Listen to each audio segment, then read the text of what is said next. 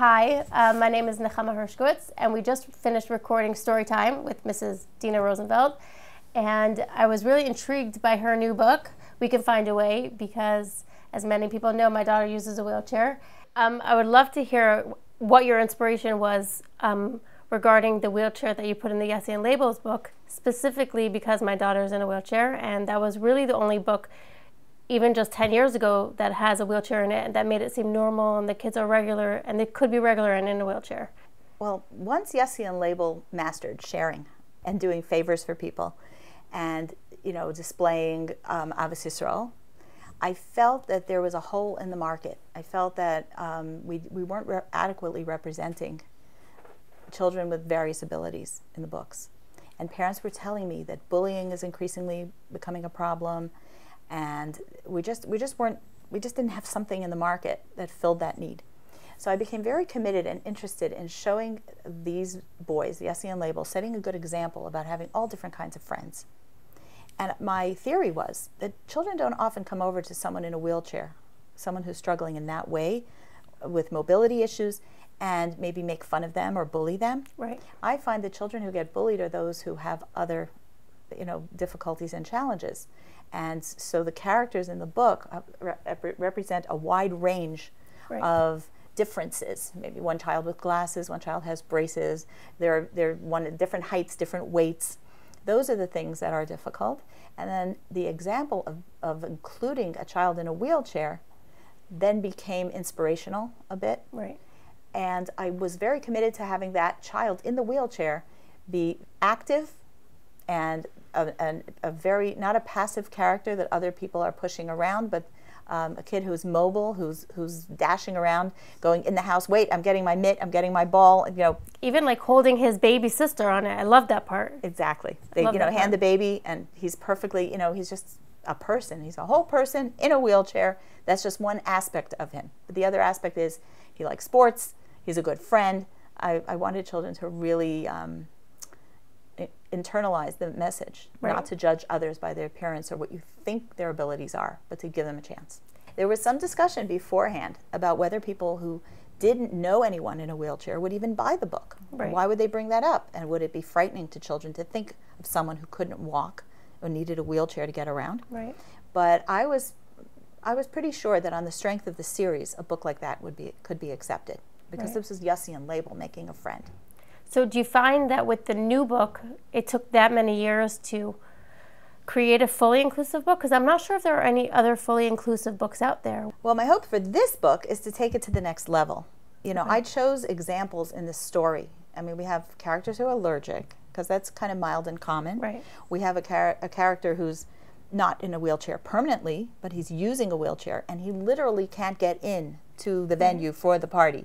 So the challenge is not just accepting everyone and not judging people, but rather making every possible effort so that everyone's included. And then a character with a social anxiety disorder. She feels uncomfortable at parties. That seems like an insurmountable challenge. How can you include someone in a party if a party is not for them? And I was recently, I saw that a shliach had a dance party, a Simchas Beis HaShoeva event, and provided noise-canceling headphones for people who find the music too loud and the situation, too threatening, to their well-being. They just can't go to loud, noisy, unstructured things and feel comfortable. And I thought that was a beautiful example of how inclusion works. Everyone's dancing to the music, but there's some people wearing these headphones. And you don't want them not to come. You want them to come, but just to make them comfortable. The only way to signal that you want everyone to come is to make these accommodations available. Right. So who would you recommend buying the book? I'm sensitive to it because I have it in my own house. But the family that's not... Well, that's why I chose examples that weren't necessarily, like your daughter is in a wheelchair and this is how she gets around. Love her wheelchair. This is who she is. But I think that everyone needs some special accommodations. If you have a guest who's elderly, it would be a good idea to think about, do you have a handrail where it's needed? Are your stairs well lit? If you have a guest who has a baby, you're going to want to provide a crib. You're going to ask the person, what can I do to make you more comfortable? And that's a question that applies to everyone. Right. So I think that's really what it's about. That's about what inclusion is. Right. Really finding what works for everybody. That's very nice. And then, of course, I think a teacher in a classroom, I know that the Association for the Blind often has people come and speak to children and explain to them that there's etiquette when you welcome a guest who has an impairment in their vision. There's a way to serve food. There's a way to indicate where the seating is, where the chair is. There are ways to make someone more comfortable. And asking is educating oneself and then asking. Did you have to research that in your book? Absolutely. That's always interesting. Yes, and in the book we give credit to those who guided us and helped us to make sure the wording was sensitive and that we were using the correct terms. And I'm very grateful to Dr. Sarah Krantz-Cement and her team at the Ruderman Foundation Inclusion Initiative. They were very helpful. They looked over the material. They made sure to guide us in the right direction.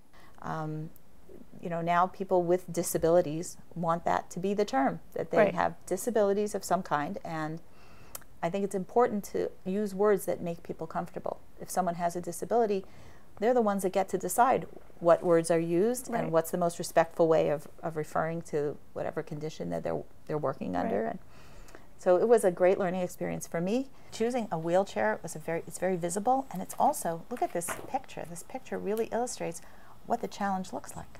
Yeah, the struggle's real. How is this, how is this supposed to happen? We have it. I took my daughter, Musia, to a friend's house for Mr. Shabbos in her wheelchair, and I was wearing heels, and there was like 10 steps. And I was like, brace myself. Like, what do I do? Kick your shoes off. I didn't, but it was scary. And I was like, okay, we got this. We can do it.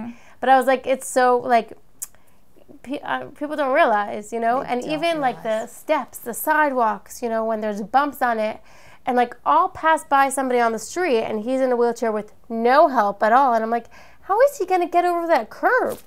Like, even, you know, like you just become so much more aware. I think what made this real for me was when I was making a Purim Suda, and there was a family member at that point in a wheelchair and unable to attend, and I was like, that's not okay. I have to make, you know, Brooklyn buildings don't have elevators.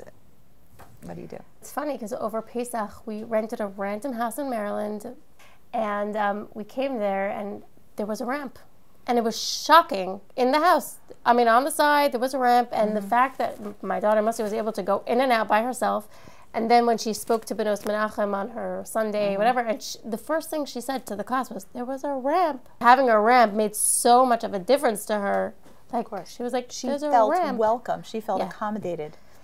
And that's it. And I think if if more people were more aware and more educated, I think inclusion is just that. Everyone has some kind of need or something making them comfortable. And it's the host's job and a friend's job, a neighbor's job, to make sure that we're meeting people, you know, where they are and welcoming them. Thank you. Good. That's exactly what my goal was.